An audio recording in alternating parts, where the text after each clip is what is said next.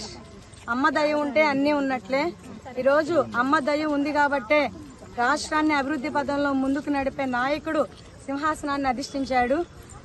ఒకప్పుడు ఈ రాష్ట్రాన్ని 3 రాజధానులు ఒక అనాలోచిత నిర్ణయం తీసుకున్న ముఖ్యమంత్రి గారు మమ్మల్ని ఏం పట్టించుకోకుండా నడి రోడ్డున నిలబెట్టినప్పుడు అమ్మకు చెప్పుకుందాం మా బాధనని వెళ్తుంటే ఇదే రోడ్డును మా మీద అన్యాయంగా లాఠీ చార్జ్, పోలీసులను పెట్టి అన్యాయంగా లాఠీ చార్జ్ చేసి ఒక దమనకాండం చేయించారు.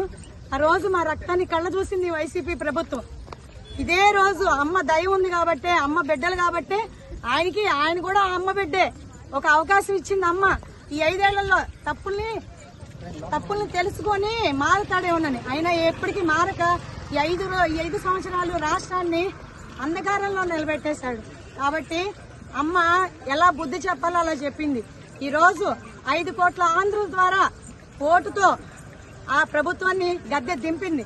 కాబట్టి వారందరికీ ధన్యవాదాలు తెలియజేసుకుంటూ, అలాగే ఇంకా రాష్ట్రాన్ని కాపాడినటువంటి ఈ ముగ్గురమ్మల మూల పుట్టమ్మ బెజవాడ కనకదుర్గమ్మ తల్లికి పాదయాత్రగా మేము కాలినడకన ఇంద్రకీలాద్రి చేరుకుని అమ్మవారికి ధన్యవాదాలు తెలియజేసుకుని మా శక్తి కొలది ఈ చీర సారా సమర్పిస్తున్నాము.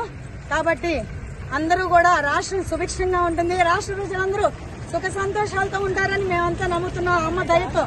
జై దుర్గా, జై దుర్గా, జై భవానీ, వస్తున్నామమ్మా, వస్తున్నామమ్మా, కరుణించమ్మా.